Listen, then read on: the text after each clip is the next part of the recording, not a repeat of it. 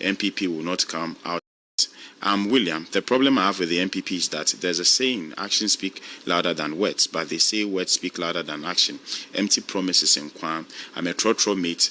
What Baumia said, he really doesn't know the work of mate. Mate is the one to see to the safety of the passengers, where each and everyone will alight as well as the money. So if he says he has no power, he should rethink. With the grassroots people, if the opportunity is given to us on air or TV, MPP will not come out asking for power again. Thank you. Comrade Pratt.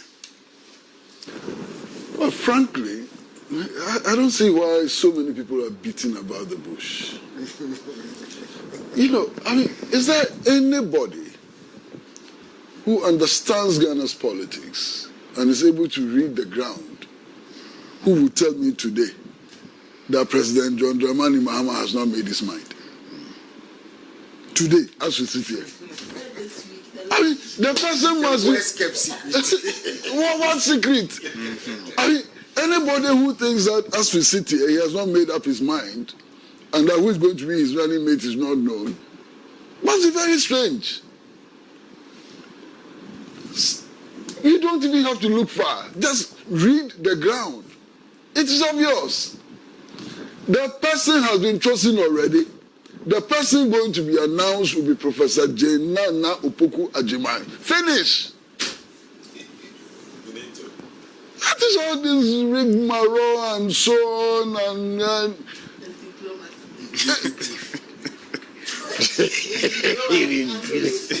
the person has been chosen already. The person to be announced will be Professor Jane Mahama Ajimai. Common sense will tell you that. One, let us assume that by some strange circumstances she's not announced as a running mate. The NDC is going to spend the next 9 months explaining why she was dropped. Who wants that? Who is crazy enough to want that kind of situation? And then sometimes you hear, oh, everybody should accept it. Nobody. Who has the capacity to cause any trouble? There will be no trouble. Trouble from where? This nonsense of I'm coming from Volta region, so it should be given to. What rubbish is that?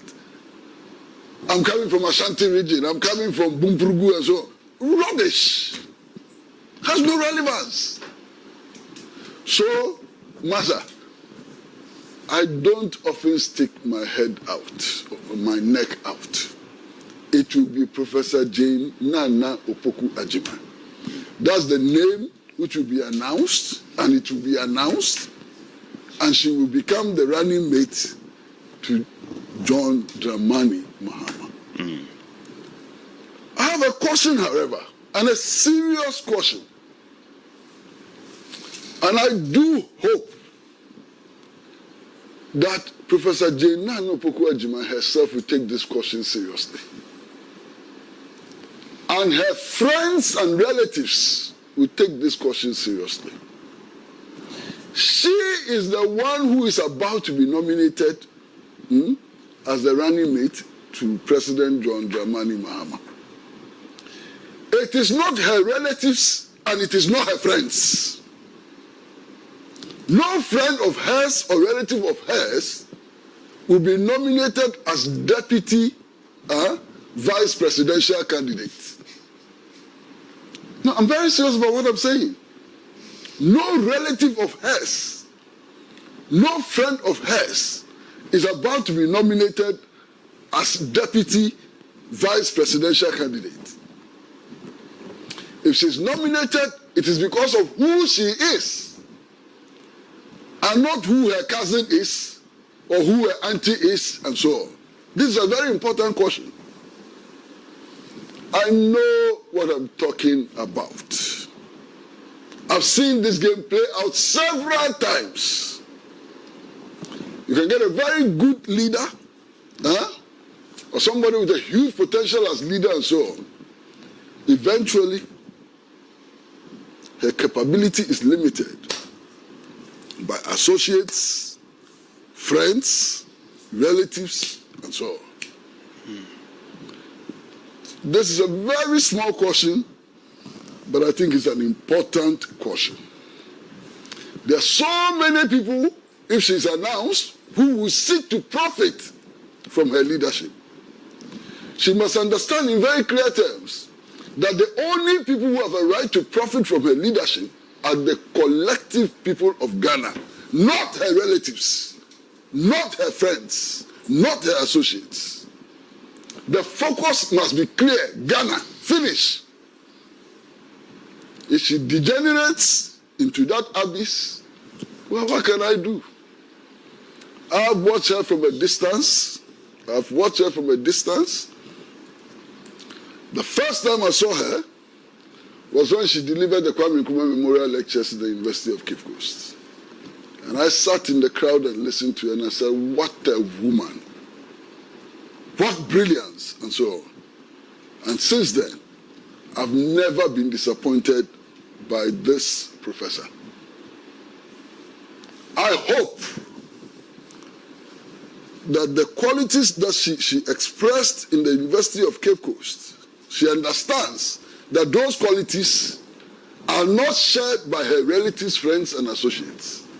Those are her own qualities. I speak frankly. If you don't like what I say, please. The gate is open. You can go to hell. Must be an important statement. It was not made out of jest, you understand? It was a message he wanted to communicate. And I'm wondering why that was an important message for him, to deliver. Now, if you listen to this address, there's no way you can imagine that within the last 7 years, the price of kenkey has gone from 50 pesos to 5 cedis.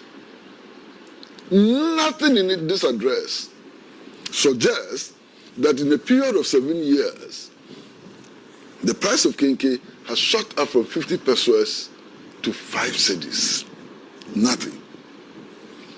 Now, you listen to this address, and there's nothing in it to hint that the value of the cedi has moved from 3.6 to $1 to 13 in 7 years. There's nothing in the address that will show that. Now, there's nothing in the address which shows that if you unfortunately fall sick and you are hospitalized in one of the modern hospitals in our country and so on, few of them, you are hospitalized for 2 weeks, you are likely to go home with a bill of close to 200,000 cedis. 2 weeks hospitalization. There's nothing in the address which suggests that. There's nothing in the address which suggests that we have arrived at a situation where today, kenkey sellers are saying that, look, if you buy your kenkey, you have to buy your pepper. Nothing in the address suggests that. There's nothing in the address which suggests that in spite of free SHS, many parents, and I mean it, many parents have had to withdraw their children from elite schools because they can no longer afford the fees. This is not to support the elite school system. I think it's horrible. It has to go. But part of our reality is that a lot of parents are having to withdraw their children from elite schools because they simply cannot afford it. You understand? Now, there is something else which is very interesting. And this is something which has not just come from the president. It has also come from many of the communicators of government. And what do they say? They say, well, we've been in power for 7 years. We were doing so very well until COVID came. And then things went haywire. Why? Is the COVID period not part of the period for which they were in charge? if a disaster struck after COVID, the responsibility for managing that disaster is still theirs. And people have a right to question how their mandate was exercised within the COVID period. The COVID